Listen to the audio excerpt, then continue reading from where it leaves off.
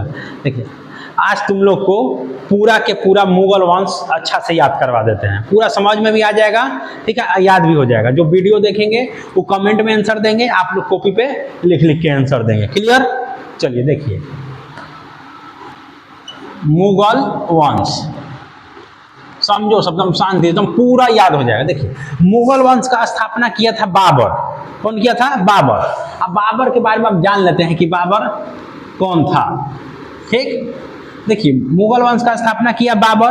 बाबर के पिता का नाम क्या था? उमर शेख मिर्जा। पिता का नाम उमर शेख मिर्जा। इसकी दादी एहसान दौलत बेग। एहसान दौलत बेग। माता का नाम था कुतलुग निगार। माता का नाम क्या था? कुतलुग निगार खां। अब देखिए समझिए, बाबर का जो बचपना गुजरा बहुत कष्टदायक गुजरा। कैसा गुजरा? कष्टदायक। समझिए क्यों? क्योंकि कम उम्र में इसके पिता का मृत्यु हो गया। इसका जन्म हुआ था बहुत जबरदस्त दिन था, 14 फरवरी 1483। ठीक है, 14 फरवरी को इसका जन्म हुआ था, वैलेंटाइन डे के दिन। क्लियर है? हाँ, ये भी मनाता होगा। ठीक, तो 14 फरवरी 1483 को इसका जन्म हुआ। लेकिन दुर्भाग्यवश इस इंसान के पिता यानी कि उमर शेख मिर्जा का जो मृत्यु है, इसके पिता का मृत्यु कब हो जाता है? 11 साल का जब ये रहता है, तो इसमें 11 साल जोड़िएगा तो कब हो जाएगा?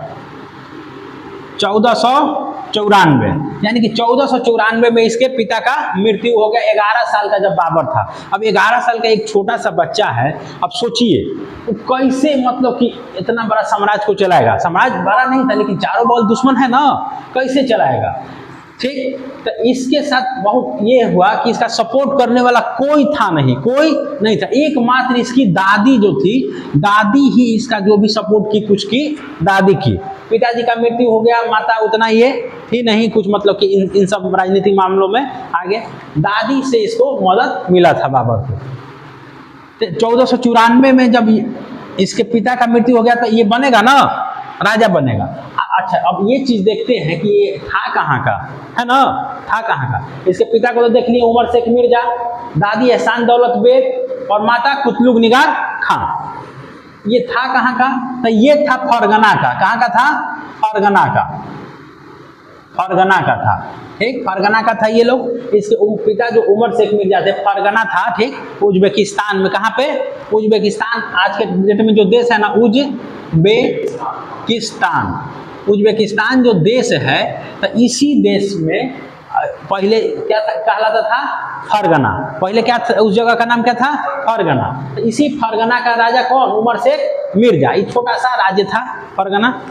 और पिताजी का मृत्यु हो गया तो अब दुश्मन चारों बगल, बाबर के चाचा दुश्मन, उसके रिश्तेदार दुश्मन, मतलब आसपास के पड़ोसी राज्य दुश्मन। अब कोई सहायता करने वाला नहीं। एक दादी थी जो सपोर्ट में थी। अब बाबर किसी तरह खुद को सरवाइव किया, खुद को जिंदा रखा। ठीक, मतलब युद्ध लड़ता था, जितना हारना, अब कैसे जीतेगा। लेकिन पहला जीत इसको मिला 1501 में। पहला जीत कब मिला इसको? 1501 में जीत लिया। किसको जीत लिया? तो समरकंद जीत लिया। कौन सा जगह जीत लिया? समरकंद जीत लिया ये 1501 में। उसके बाद फिर लेकिन इसको 8 महीना तक ही जीत के रखा। कितना? 8 महीना तक ही जीत के ये रख सका। उसके बाद ये क्या हुआ? इसके हाथ से समरकंद निकल गया। फिर समरकंद के बाद कौन सा जगह जीता? तो काबुल जीता। कौन सा जीता? काबुल जीता।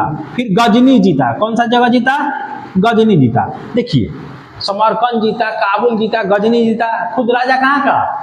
फरगना का। लेकिन समरकंद ज्यादा समय तक रहा नहीं। 8 महीना में ये समरकंद का कहानी खत्म। उसके बाद गया काबुल जीता। तो काबुल वही जब समरकंद जीतने के 8 महीने बाद काबुल जीता, तो समरकंद हाथ से निकल गया। फिर गजनी जीता तो काबुल हाथ से निकल गया। फिर उसके बाद जब गजनी जीता तो पता चला इधर फरगना हाथ से निकल रहा है, तो इधर गजनी छोड़ के उधर गया, तो गजनी हाथ से निकल गया, फरगना हाथ से निकल गया। बेचारा ये जीतता तो था लेकिन अपने जीत को अस्थाई नहीं रख पाता था। क्यों? क्योंकि अब अकेले क्या करे, चारों बगल दुश्मन, रिश्तेदार भी दुश्मन, सब दुश्मन।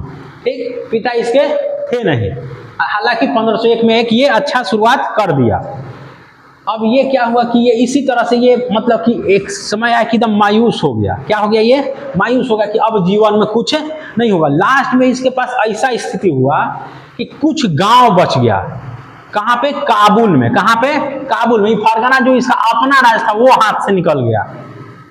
इसका जो अपना राज्य था, सोचिए, स्ट्रगल सीखिए इससे। आप भी अपने लाइफ में इससे सीख सकते हैं। जैसे आप लोग कैसे एग्जाम देते हैं, 2-4 को एग्जाम में फेल किए हैं, मन का हो जाता है कि अब नहीं करेंगे, लेकिन देखिए इसका अपना राज हाथ से निकल गया। कितना बड़ा चीज है, हैं? कुछ नहीं, अब ये सब भी राज भी जीता, कुछ नहीं बचा, कुछ गांव इसके हाथ में बचा था। तो जब ये कर सकता है तो आप नहीं कर सकते हैं? अभी इसका कहानी में देखिए कैसे ये आएगा, एक साम्राज्य कायम कर देगा भारत में आके। भारत का सबसे विशाल साम्राज्य बनाने में इसका एक योगदान हो जाएगा, है ना। तो देखिए अब ये कर सकता है, सब कुछ ये था, कुछ गांव बचा बाबर के पास, ठीक। और कौन सा जगह पे? काबुल में। तो ऐसे ही अपना छावनी लगा के कुछ सैनिकों के साथ, अपने वफादारों के साथ ये बाबर ये अपना जीवन के अंतिम दिन गुजार रहा था कि अब मेरे से कुछ होगा नहीं, एकदम उम्मीद हार चुका था, ठीक।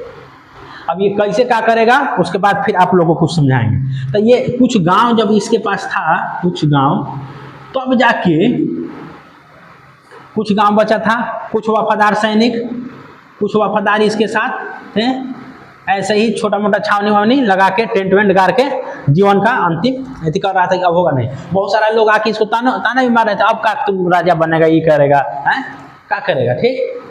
तब जाके बाबर का किया कि अब कुछ करते हैं, ठीक। ये क्या किया कि 1519 में, कब है? 1519 में, ठीक, बाजौर अभियान किया। कौन सा?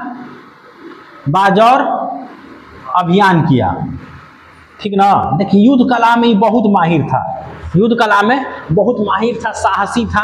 देखिए बाबर जो तुर्की भाषा में है, तो तुर्की भाषा में बाबर का अर्थ होता है बहादुर, ठीक ना, बहुत बहादुर, ठीक। ये बाघ को बचपन में 2-2 बाघ को मार दिया था, उसी से इसका नाम पड़ गया था बाबर। असल में इसका नाम क्या था? जहीरुद्दीन मोहम्मद। नाम क्या था? जहीरुद्दीन मोहम्मद। इसका नाम था जहीरुद्दीन मोहम्मद। बाघ को मारने का इसका नाम क्या पड़ गया? बाबर। बाबर बहुत ताकतवर, बहादुर था भी, ठीक। तो 1519 में बाजौर अभियान जब किया ना, तो 1519 में जब ये बाजौर अभियान किया, माना जाता है कि भारत पर ये इसका पहला अभियान था, भारत पर पहला अभियान था, पहला अभियान, ठीक। ठीक, यहाँ पे अभियान किया, जीत लिया। यहाँ पे किस चीज का प्रयोग किया? बारूद और तोप का पहली बार प्रयोग किया। यहाँ बाजौर अभियान किया तो यहाँ पे बाजौर में एक किला था, भेड़ा का किला। कौन सा? भेड़ा का किला। तो भेड़ा के किला को तोड़ने के लिए क्या किसका प्रयोग किया बाबर? तो बाबर प्रयोग किया तोप का और बारूद का। तो पहली बार तोप और बारूद का प्रयोग बाबर किस अभियान में किया था? तो बाजौर अभियान में किया था, ठीक है। अभी पानीपत के युद्ध में भी करेगा, वो सब बाद में बताएंगे। यहाँ तक क्लियर है, समझ गए? इसमें कोई कंफ्यूजन है, कहीं दिक्कत नहीं ना? हाँ, तो आप लोग 2-3 गो क्वेश्चन का आंसर कमेंट में दीजिएगा, आप लोग कॉपी पे लिखिएगा, ठीक। बाबर के पिता का नाम क्या था? फिर अगला क्वेश्चन, बाबर पहला जीत कब हासिल किया था और किस जगह को जीता था, ठीक। एक और क्वेश्चन, बाबर किस युद्ध में पहली बार तोप और बारूद का प्रयोग किया था? क्लियर? यहां तक हो गया ना? चलिए यहां तक हो गया, तो अब आगे बताते हैं। देखिए अब ये अभियान किया, बाबर जीता, तो जीता तो मन बढ़ेगा ना, जीता, और इसी के साथ और 2-3 युद्ध किया और जीता। कै गो युद्ध जीत गया? 4 गो। फिर से जीता 4 गो। उसके बाद देखिए क्या चल रहा था सीन, इसको पहले मिटा देते हैं फिर आगे समझाते हैं।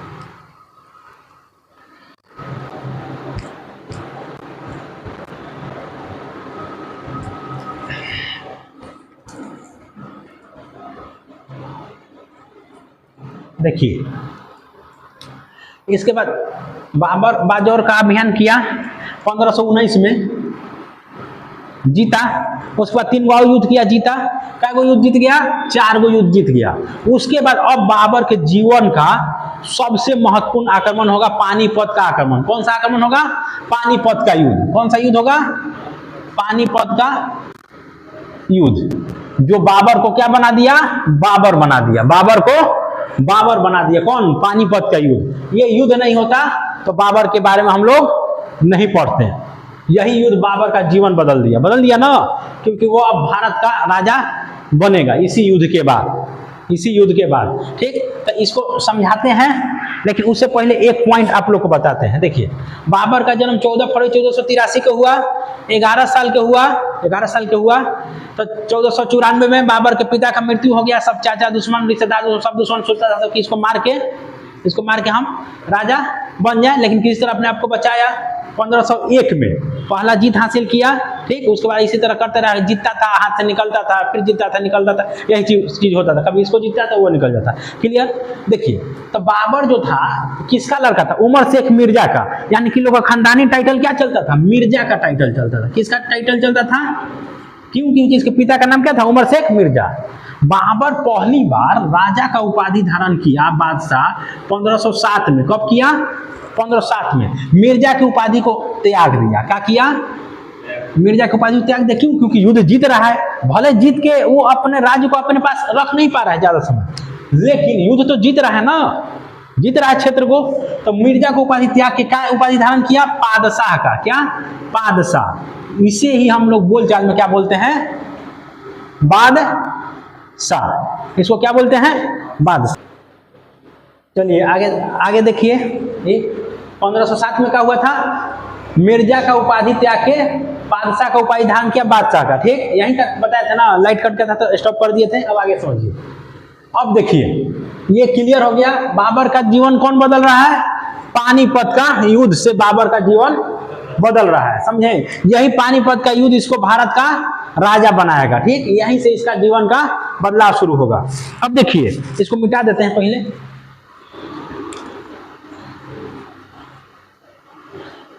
बाबर जो है इधर अपना जीवन में संघर्ष कर रहा है। अंतिम समय में सब कुछ हाथ से निकल गया है।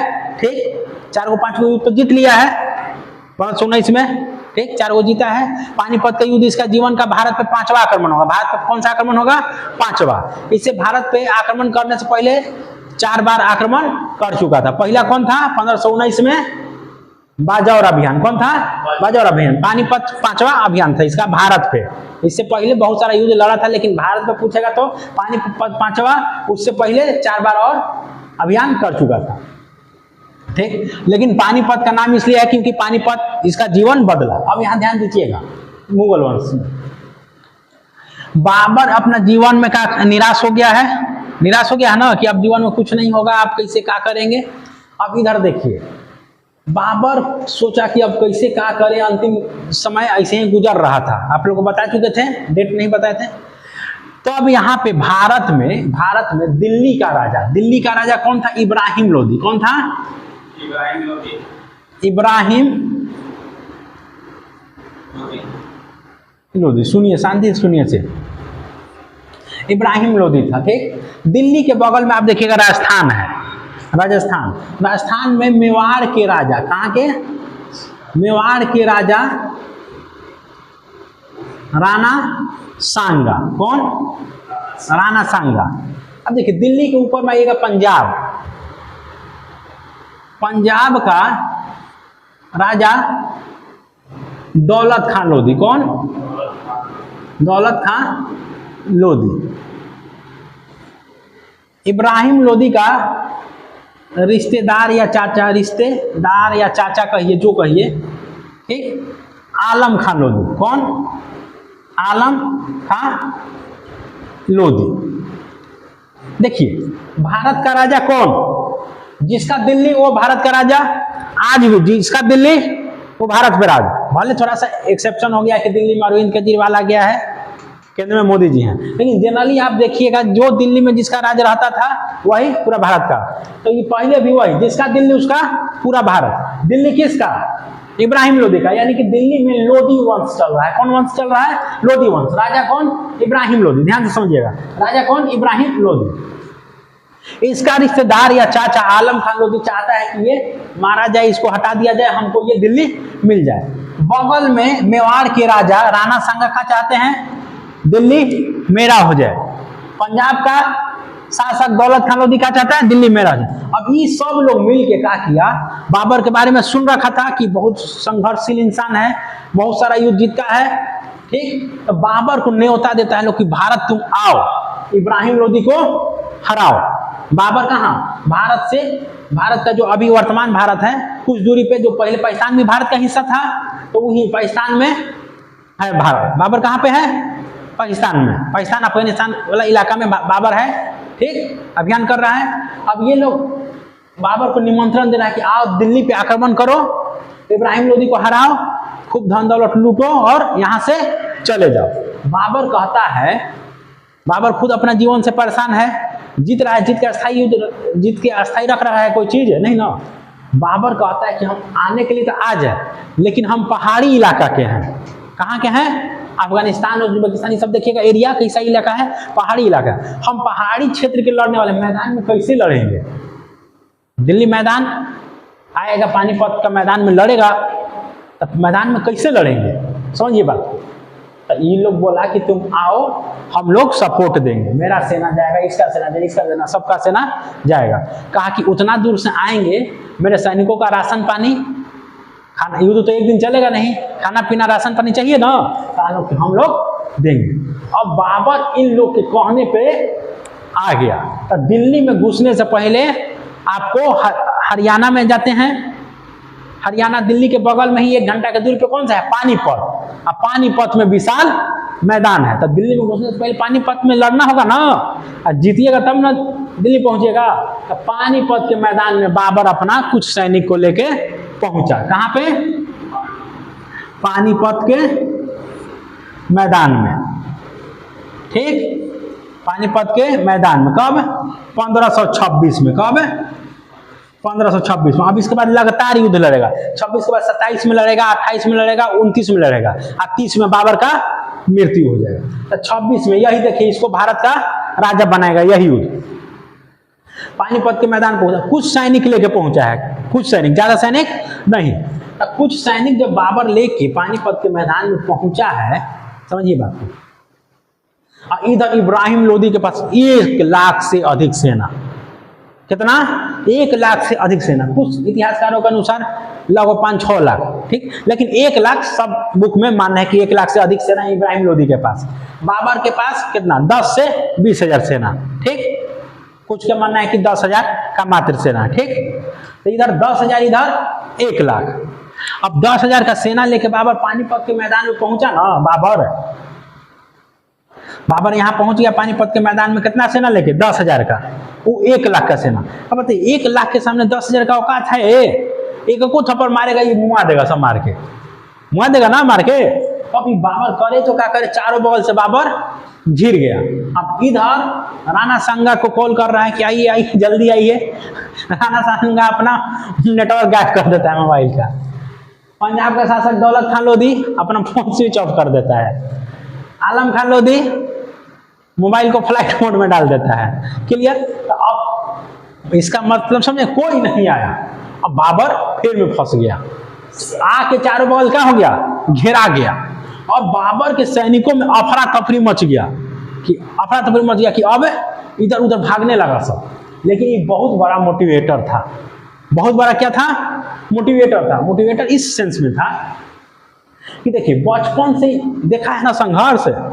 11 साल की उम्र में पिता का मृत्यु 11 साल की उम्र में, चाचा से लड़ रहा है, रिश्तेदार से लड़ रहा है, अगल बगल के पड़ोसी राज से लड़ रहा है। युद्ध भले ना जीत रहा हो, अपने आप को सरवाइव कर रहा है, जिंदा रख रहा है ना, ये भी बहुत बड़ी बात है एक छोटा सा बच्चा के लिए। 11 साल का बच्चा तो देखिए गोली खेलते रहता है यार, समझे। तो ये देखा है ना संघर्ष, युद्ध देखा है, मौत देखा है सामने। बाबर क्या किया, दौड़ के एक छोटे से टीला पे चढ़ गया, ताकि ऊंचाई पर रहेगा तब ना इसका सैनिक बात सुनेगा। और चढ़ के अपने सैनिकों को लगा मोटिवेट करने। फिर सैनिक इसके शांत हुए, इसके सैनिक क्या हुए, शांत हुए, अफरा तफरी रुका, सैनिकों को मोटिवेट किया। सैनिक युद्ध लड़ने के लिए तैयार, घिरा हुआ है, सामने मौत दिख रहा है, लेकिन बंदा युद्ध का रणनीति बना रहा है युद्ध के मैदान में। समझिए, हम लोग एक एग्जाम फेल करते हैं तो अब एग्जाम नहीं देंगे, अब चलते हैं दिल्ली फैक्ट्री में। आई दिल्ली जीते खाती आई है, सोचिए। तो ये जीत सकता है तो हम लोग क्यों नहीं? हम लोग काहे नहीं दरोगा का एग्जाम निकाल सकते हैं, बीपीएससी नहीं निकाल सकते हैं, काहे नहीं निकाल सकते? समझिए बात को। तो अब ये क्या किया, मोटिवेट किया, सैनिक रेडी हो गए। तो इस युद्ध में, पानीपत के युद्ध में दो गो काम किया। तुगलमा युद्ध नीति अपनाया। कौन सा? तुगलमा युद्ध नीति। इसमें क्या है कि अपने सैनिकों को क्या किया कि अर्धचंद्राकार आकार में बांटा। ऐसे देखिए, ऐसे सैनिक कैसे रहेंगे सैनिक, इस हिसाब से, ठीक। अब यानी कि अब कोई पता नहीं चलेगा कि मेन सैनिक कौन है। जैसे इधर से आप हमला किए, ठीक, तो ये सैनिक पीछे आएगा, ये पीछे आ जाएगा, इधर से इसे बढ़ जाएगा, इस आपके पीछे से हमला करेगा। इधर से आप हमला किए तो ये नीचे घट जाएगा, इधर वाला आपके ऐसे चढ़ जाएगा। अर्धचंद्राकार आकार में अपना सैनिकों को बना दिया, इसी बोला तुगलमा युद्ध नीति। तो पूछता है कि पानीपत के मैदान में कौन सा युद्ध नीति को बाबर अपनाया था? तो तुगलमा युद्ध नीति। हाँ, अब इसी को उज्बेक पद्धति भी कहते हैं, ठीक। इसी को क्या कहते हैं? उज्बेक पद्धति भी बोलते हैं, उज्बेक पद्धति।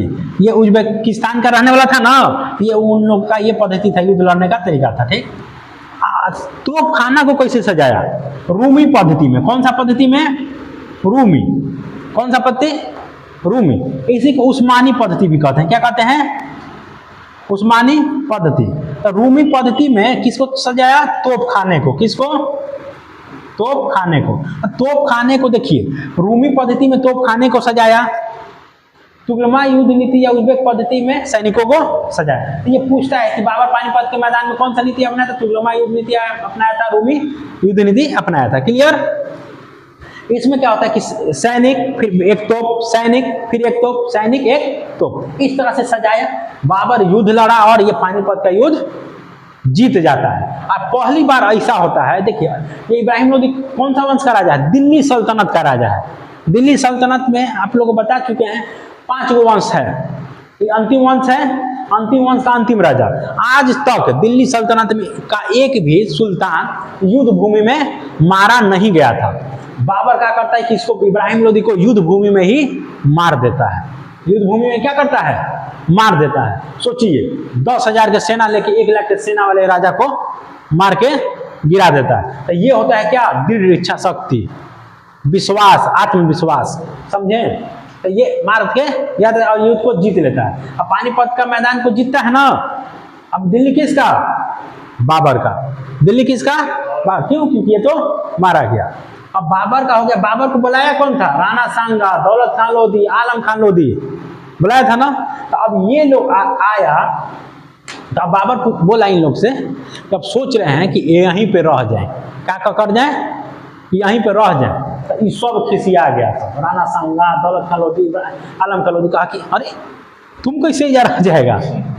तुमको हम लोग बुलाए थे कि तुम आएगा चल जाएगा अपना धन दौलत लेके दिल्ली, हम लोग अपना में बने।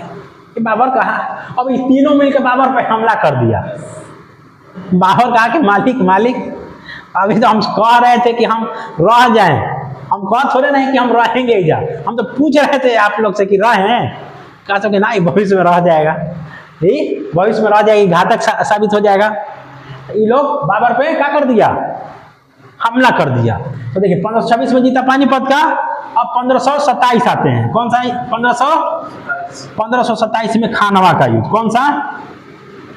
खानवा का युद्ध। ये खानवा कहाँ पे है? आगरा में। कहाँ पे है? आगरा में ही है, खानवा का मैदान है। आगरा से थोड़ा सा कुछ दूरी पे खानवा का युद्ध। बाबर और किसके बीच में? राणा सांगा के बीच में। किसके बीच में? बाबर और राणा सांगा के बीच में। राणा सांगा। देखिए पानीपत का युद्ध किसके किसके बीच लड़ा गया था? बाबर और इब्राहिम लोदी। खानवा किसके बीच में? राणा सांगा और बाबर के बीच में। लेकिन आलम खान लोधी आया था, दौलत खान लोधी आया, सब लोग आया किसके तरफ से लड़ने के लिए? राणा सांगा के तरफ से लड़ने के लिए, ठीक। अब सब यही नहीं, चंदेरी के शासक मेदिनी राय, कौन? चंदेरी के शासक मेदिनी राय भी राणा सांगा की तरफ से लड़ने आएगा। तो देखिए 4 राजा आ गया ना, राणा सांगा, ठीक, दौलत खान लोधी, आलम खान लोधी, मेदिनी राय, 4 आ गया लोग ना। मेदिनी राय कहाँ का राजा? चंदेरी का। चंदेरी का राजा कौन? मेदिनी राय। चंदेरी का राजा कौन? मेदिनी राय। अब ई भी आ गया। अब सब मिलके बाबर पे हमला कर दिया है, लेकिन युद्ध का नेतृत्व कौन किया है? राणा सांगा। इसीलिए खानवा का युद्ध किसके किसके बीच माना जाता है? राणा सांगा और बाबर के बीच में, ठीक, युद्ध था राणा सांगा और बाबर के बीच में। ये लोग राणा सांगा को साथ देना है और बाबर फिर में पड़ गया कि अभी अभी तो लड़े हैं 26 में, स्थिति बाबर का खराब। पहले ही सैनिक इसका भाग रहा था, वो तो किसी की तरह रोक के युद्ध लड़ा था, मुठभेड़ किया। अब सैनिक में अफरा तफरी मच गया कि इंशाल्लाह मरवा देगा बाबर, ठीक है, ये राजा बनेगा कि नहीं बनेगा, मरवा देगा। बाबर सैनिक को संयम में लिया था, अपना नियंत्रण में लिया, कंट्रोल किया।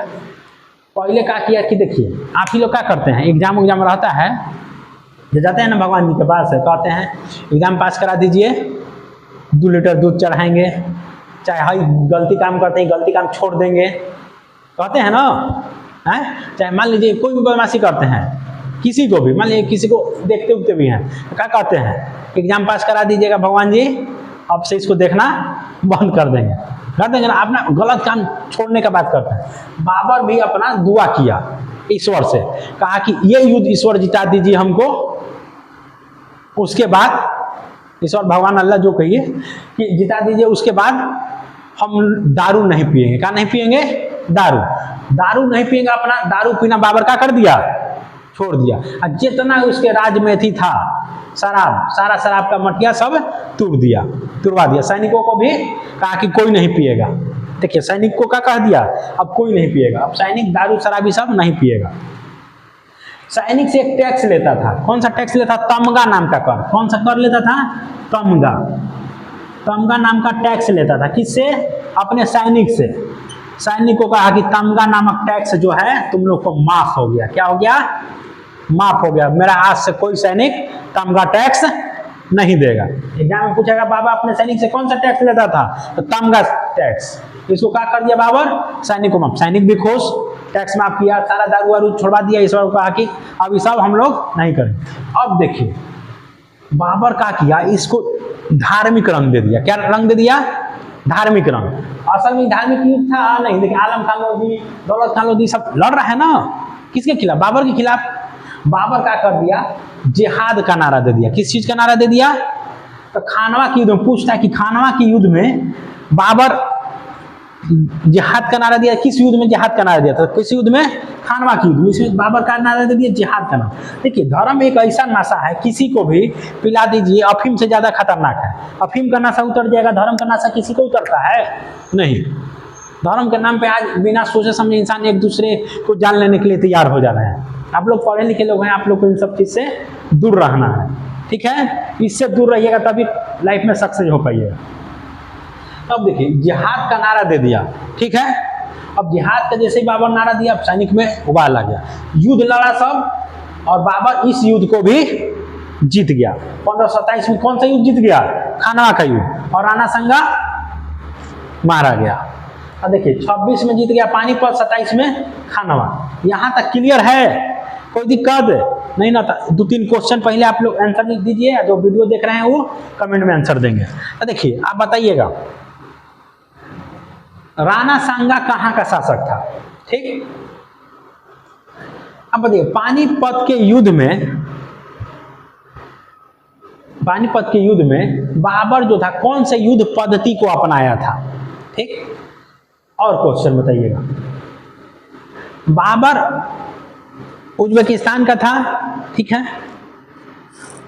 भारत पे हमला किया, तो पानीपत के युद्ध से ही उसका नाम हुआ। तो पानीपत के युद्ध करने से पहले भारत पर कितना बार और आक्रमण कर चुका था, अभियान कर चुका था। क्लियर?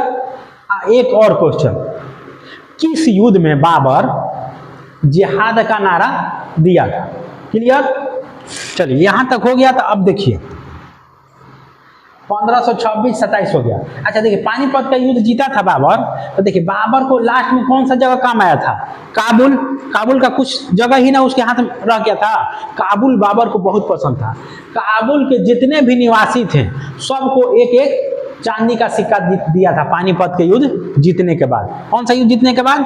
पानीपत के युद्ध जीतने के बाद काबुल के सभी निवासियों को एक एक चांदी का सिक्का दिया था, जो भी काबुल के जितने निवासी इसके साथ आए थे। समझे? क्लियर? और इसी युद्ध के बाद, पानीपत के युद्ध के बाद ही कलंदर का उपाधि धारण किया था। किस चीज का? कलंदर। कौन सा उपाधि? कलंदर। कलंदर मतलब दान देने वाला। दान दे रहा है, जितना निवासी है सबको चांदी का सिक्का दे रहा है ना, चांदी का सिक्का दे रहा है। कहाँ के निवासी को? काबुल के निवासी को। क्लियर? कलंदर का उपाधि धारण किया और ये भी दिया। यहां तक क्लियर है? तो देखिए इसको मिटाते हैं, फिर आगे समझाते हैं।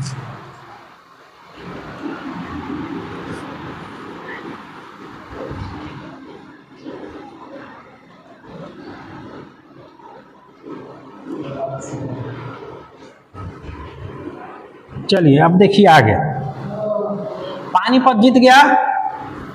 इधर देखो, उठो, इधर देखो, देखिए पानीपत जीत गया 26 में। 27 में क्या जीत गया? खानवा। अब देखिए 28 में, 29 में और 30 में बाबर का कहानी खत्म। 30 में बाबर का क्या हो जाएगा? मृत्यु हो जाएगा। देखिए 28 में क्या होता है? 28 में चंदेरी का युद्ध लड़ेगा। कौन सा युद्ध लड़ेगा? चंदेरी का युद्ध।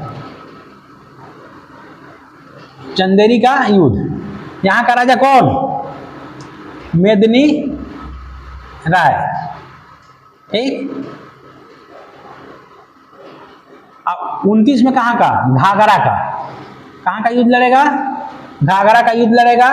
यहाँ का राजा को, यहाँ किससे लड़ेगा? अफगान सबसे। किससे लड़ेगा? अफगान से। राजा कौन यहाँ का? महमूद लोदी। ये कौन था? इब्राहिम लोदी का चचेरा भाई। इब्राहिम लोदी को मारा था ना 26 में पानीपत के युद्ध में, उसी का ही चचेरा भाई कौन था? महमूद लोदी। इब्राहिम लोदी का चचेरा भाई। अब यहाँ ध्यान देखिए, 1528 में चंदेरी का युद्ध लड़ रहा है बाबर। लड़ रहा है ना 1528 में चंदेरी का युद्ध लड़ रहा है। किससे? मेदिनी राय। देखिए पानीपत जीता था तो सब मिलके हमला किया था सब बाबर पे। बाबर राणा सांगा को मार दिया, बाकी जो आया था ये सब भाग गया। तो अब देखिए बाबर शुरू में क्या कर रहा था? बच रहा था। अब क्या किया? बाबर खोजना शुरू किया कि राणा सांगा के साथ कौन कौन आया था। अब बाबर लिस्ट निकाला तो देखा मेदिनी राय आया था। तो 28 में, 27 में तो लड़ा था खानवा का युद्ध, 28 में मेदिनी राय पे हमला किया, चंदेरी का युद्ध, मेदिनी राय को मारा। फिर कहा कि और कौन कौन आया था? तो अफगान सब था सब। ठीक। महमूद लोदी, इब्राहिम लोदी का कौन? चचेरा भाई। फिर इस पे हमला किया, बिहार आया चौसा के पास। ठीक। घाघरा का युद्ध लड़ा, इन लोगों को मारा। लेकिन बाबर से एक गलती हो गई जो जीवन का उसका सबसे बड़ा गलती साबित हुआ। क्या? कि अफगानों को पूरी तरह से समाप्त नहीं कर पाया। और यही जो है बाबर के का मतलब कि लड़का जो हुमायूं आएगा, हुमायूं को हारने का कारण बनेगा। हुमायूं यहाँ से भागेगा, शेरशाह रहेगा ना, तो वो सब बाद में बताएंगे। तो वही कारण हो जाएगा बाबर को। क्यों? अफगानों को पूरी तरह समाप्त नहीं कर पाया, आधा अफगान को मार मार के खत्म कर दिया था। फिर बाबर कहाँ आ गया? दिल्ली। आज सोचा कि अगले साल 1530 में फिर से जाएंगे, आप पूरी तरह से इन लोगों को खत्म कर देंगे, एक भी दुश्मन नहीं रहेगा। लेकिन 1530 में क्या हुआ कि बाबर का मृत्यु हो जाता है। बाबर को कोई मारा नहीं था, इसका मृत्यु स्वाभाविक खुद से हुआ था। कैसे हुआ था? कहा जाता है कुछ क्या मतलब किस्से कहानी, अब जो भी हो, किदवंतियाँ किस्सा कहानी है ये, या अब इसमें कितना हकीकत है कौन जानता है। लेकिन इसके बारे में एक कहानी प्रचलित है कि हुमायूं का तबीयत खराब हुआ, हुमायूं ठीक नहीं हो रहा था। तो बाबर का किया कि दुआ किया, फिर भी ठीक नहीं हो रहा था। तो बाद में बाबर ऐसा दुआ किया, कहा जाता है कि हे ईश्वर, मतलब कि इसका जान मतलब कि बचा दीजिए। अगर मान लीजिए इसका जान लेना ही आप लिख दिए हैं, तो एक काम कीजिए, इसके जान से मेरा जान बदल दीजिए। तो कहा जाता है कि हुमायूं धीरे धीरे ठीक होता गया और बाबर धीरे धीरे बीमार पड़ता गया। हुमायूं पूरी तरह ठीक हुआ, बाबर का क्या हो गया? मृत्यु हो गया। तो 1530 में बाबर का मृत्यु हो गया। देखिए ये बाबर का कहानी था। अब देखिए जो, अब ये बाबर कहाँ का? देखिए भारत में एक बहुत बड़ा साम्राज्य कायम कर दिया ना। तब देखिए एक ऐसा इंसान जो अपना जीवन से हार गया हो कि अब कुछ नहीं होगा। लोग भी ताना दे रहे हैं कि कुछ गांव बचा है अब मिर्जा की उपाधि धारण किया है, मिर्जा बोल रहे हैं बादशाह का उपाधि धारण किया है, बादशाह कह रहा है कुछ है तुम्हारे पास है, लेकिन वो हिम्मत हारा नहीं ना, इतना बड़ा साम्राज्य कायम कर दिया।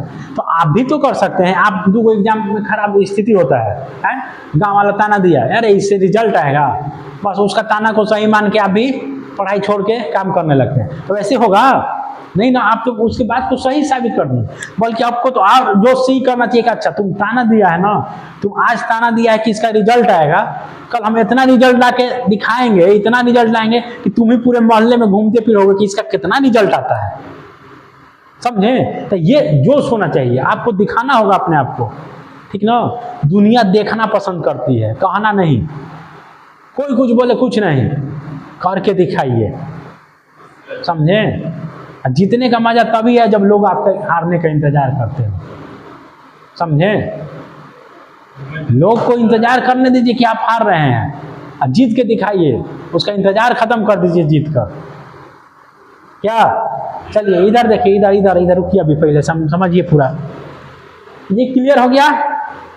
अब देखिए यहाँ पे बता रहे हैं, बाबर एक किताब लिखा था, ठीक है, तुजुके बाबरी, तुजु के ए बाबरी। ये चगताई तुर्की भाषा में, कौन सा भाषा में, चगताई तुर्की भाषा में।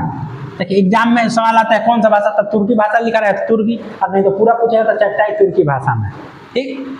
तो इसमें बाबर जिक्र किया है कि भारत में 5 मुस्लिम राज्य थे। कितने मुस्लिम राज्य थे, 5, जब बाबर भारत पे आक्रमण किया था, और 2 हिंदू राज्य थे, ठीक। तो 5 मुस्लिम राज्य कौन कौन थे, 5 मुस्लिम राज्य कौन कौन थे,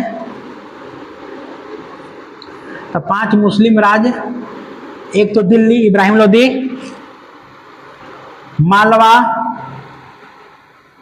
गुजरात, दिल्ली मालवा गुजरात, बहमनी और बंगाल, 2 हिंदू राज्य, 2 हिंदू राज्य कौन कौन, राणा सांगा, मेवाड़ और विजयनगर। विजयनगर के राजा थे कृष्णदेव राय। कौन थे, कृष्णदेव राय। देखिए बाबर जो है अपने किताब तुजुके बाबरी में बहुत ईमानदारी से लिखा है, इसलिए इसको इतिहास में एक मतलब अच्छा स्रोत माना जाता है इतिहास का, क्योंकि इसमें फेंका उका नहीं है, ज्यादा बढ़ा चढ़ा के नहीं कहा। वो चाहता तो खुद को कह सकता था कि हम सबसे ताकतवर राजा हैं, इसलिए वो बोला है किसके, तो कृष्णदेव राय को सबसे ताकतवर राजा बता रहा है। किसको ताकतवर राजा बता रहा है, कृष्णदेव राय को, कि जितने राजा थे सबसे ताकतवर राजा कौन, कृष्णदेव राय को कह रहा है सबसे ताकतवर राजा। क्लियर। देखिए इस तुजुके बाबरी में यहाँ के बगीचों को खूब तारीफ कर रहा है, फलों के बगीचे को, यहाँ के झरने को, नदियों का तारीफ कर रहा है बाबर, ठीक है। लेकिन इसमें बुराई कर रहा है महलों के बारे में कि महल उतने अच्छे नहीं है, उनसे गंदगी स्मेल आ रहा है, ठीक है। तो वो जो चीज देखा तो इसमें सब कुछ तुजुके बाबरी में लिखा है। इसी में उसने कहा था कि मेरे मरने के बाद मुझे काबुल में दफन कीजिएगा। कहाँ दफन कीजिएगा, काबुल में। मृत्यु तो इसका कहाँ हो गया, भारत में, इसको उसमें क्या कहा है कि काबुल में दफन कीजिएगा। अब तुजुके बाबरी, अब चगताई तुर्की भाषा जो जानेगा वही ना। बाबर के बाद उसका लड़का कौन आया, हुमायूं। उसका हुमायूं के बाद कौन आया, अकबर। अकबर के समय जब इसका अनुवाद हुआ फारसी भाषा में, कौन भाषा में अनुवाद हुआ, फारसी भाषा में। तुजुके बाबरी का अनुवाद कौन भाषा में, अनुवाद फारसी में। फारसी में जब अनुवाद हुआ तो इसका नाम रखा गया बाबरनामा। क्या नाम रखा गया, बाबरनामा। फारसी में अनुवाद हुआ तुजुके बाबरी का और इसका नाम रखा गया बाबरनामा, ठीक। और अनुवाद कौन किया, तो अब्दुल रहीम खान खाना। कौन किया, अब्दुल रहीम खान ए खाना इसका अनुवाद किया, इसका फारसी में अनुवाद किया। यही अकबर का अनुवाद विभाग का हेड था। अकबर का अनुवाद विभाग का हेड कौन था? अब्दुल रहीम खान था ना। अकबर कौन था? बाबर का पोता। तो बाबर के पोता जब अकबर आया तो उस समय नहीं तुजुके बाबरी का अनुवाद हुआ। तब तक बाबर को कहाँ दफन किया गया था? आगरा में। कहाँ पे? आगरा में। जब बाबर का मृत्यु हुआ था तो बाबर को दफन कर दिया गया था आगरा में। आगरा में कहाँ? तो आगरा के आराम बाग में। कौन बाग में? आराम बाग में। आगरा के आराम बाग में बाबर को क्या कर दिया गया? दफन कर दिया गया। आगरा के आराम बाग में बाबर को दफन कर दिया गया। 1530 में मृत्यु हुआ तो ठीक। और ये आराम बाग कौन बनवाया था? बाबर ही बनाया था। ठीक है। कौन शैली में बनाया था? तो चार बाग शैली में। कौन सा शैली में बनाया था? चार बाग शैली में। देखिए चार बाग शैली क्या होता है? ठीक, चार बाग शैली समझिए। इसमें क्या होता है कि नहर द्वारा या नदी के द्वारा खूब बगीचे का मतलब कि पानी का सिंचाई की व्यवस्था करना, यानी कि नहर का पानी या बगीचे का पानी आपके बगीचे में आके खुद वो हो जाता है जब बढ़ेगा, तो उस हिसाब से बनाया हुआ है। इसी को कहा जाता है चार बाग शैली। तो चार बाग शैली का जन्मदाता कौन भारत में? बाबर। चार बाग शैली में किसका निर्माण कराया? आराम बाग का। आराम बाग में किसका थी कब्र? तो बाबर का। लेकिन जब इसका अनुवाद हुआ तुजुके बाबरी का, जब फारसी में बाबरनामा नाम से, तो उसमें इन लोग पढ़ा कि अरे अकबर के पास ही जल्दी से भाग गया अब्दुल रहीम खान अकबर के पास कि देखिए आपके दादाजी चाहते थे कि उनको तो काबुल में दफन करना चाहिए। अकबर कहा कि बात है, चलो खोदो खोदो। कब्र खोदा और कहाँ पे ले जाके उसके अवशेष को ले जाके फिर से काबुल में दफन कर दिया गया। एग्जाम में सवाल आया कि प्रारंभ में बाबर को कहाँ दफन किया गया था? आगरा में। अभी वर्तमान में उसका कब्र कहाँ है? काबुल में। तो यहाँ तक बाबर के बारे में क्लियर है। कोई ऐसा मूर्ख जिसको नहीं समझ में आया? समझ गए? ठीक है, तो इसको लिख लीजिए, फिर आगे समझाते हैं। ठीक, इसको स्क्रीनशॉट लेना है तो ले लीजिए।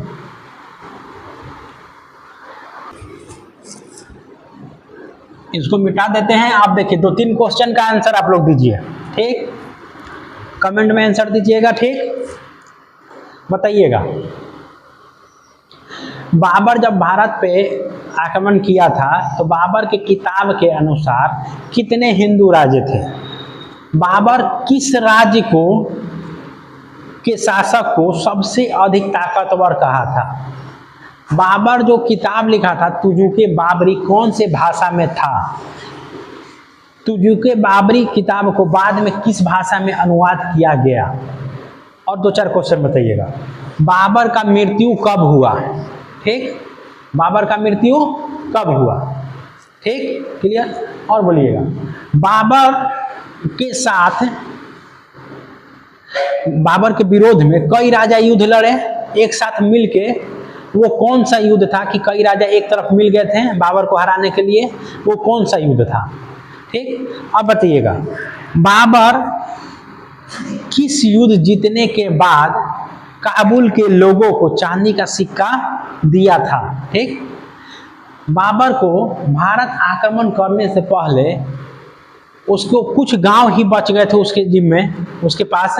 तो वो कौन से राज्य का था? कौन से जगह का था? काबुल, गजनी या समरकंद या फरगना, कहाँ का जगह? क्लियर? इन सब का आप आंसर दीजिए। बाबर का वर्तमान में मकबरा कहाँ है? प्रारंभ में इसको कहाँ दफनाया गया था? क्लियर? चलिए इसका आंसर आप लोग कमेंट में दीजिए।